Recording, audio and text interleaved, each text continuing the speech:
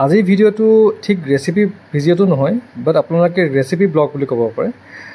Hello' everyone, welcome back to my channel. যেহেতুকে আপোনালোকে দেখা পালে যে মই এটা কোমোৰা কাটি ল'লোঁ, কিয়নো এটা কোমোৰা আনি থোৱা আছিলে আমাৰ ঘৰত, যিটো আপোনাৰ এৰাউণ্ড 15-20 দিনমান হৈ গৈছে। কিন্তু কোমোৰাটো দেখিবলৈ পালোঁ সেইদিনাখন মানে পচিব লাগিছে, মানে তলৰ পৰা অকণ পচি আহিছে। তো সেইটো কাৰণে যিখিনি বেয়া হৈ গৈছে মই কাটি পেলালোঁ। কাটি পেলাই বাকী যিখিনি অংশ ৰখিছে সেইখিনি খাবলৈ ৰখিলোঁ।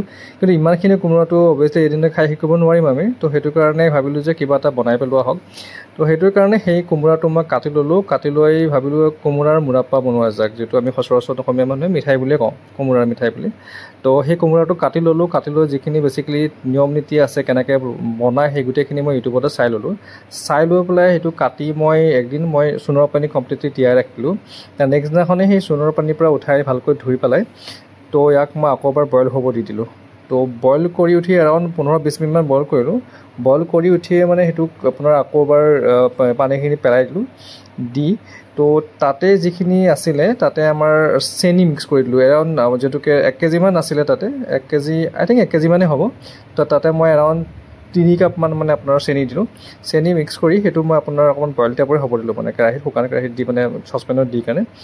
তো সেইটো অলপ সময় ৰাখিলোঁ, এৰাউণ্ড 15-20-25 মিনিটমানে ৰাখিলোঁ। অকণমান যেতিয়া এইটো আঠা হৈছে আপোনাৰ যিটো হেৰিটো, আপোনাৰ চেনিখিনি যেতিয়া আঠা হৈছে, তাৰপৰা মই উঠাই এক্সট্ৰাখন মানে প্লেটত ৰাখি দিলোঁ। কিন্তু এটা ভুল হৈ গ'ল যে মই তাতে কিবা কাপোৰ এখন, চাফা কাপোৰ দিব লাগিছিলে, সেইটো নিদিলোঁ কাৰণে ভালকৈ চাগে নুশুকালে।